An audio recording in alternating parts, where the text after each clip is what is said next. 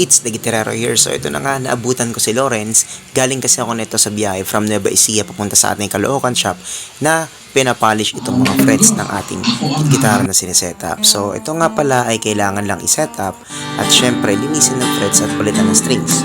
At ito sinang-check ko na rin para pagkuha ni client, okay.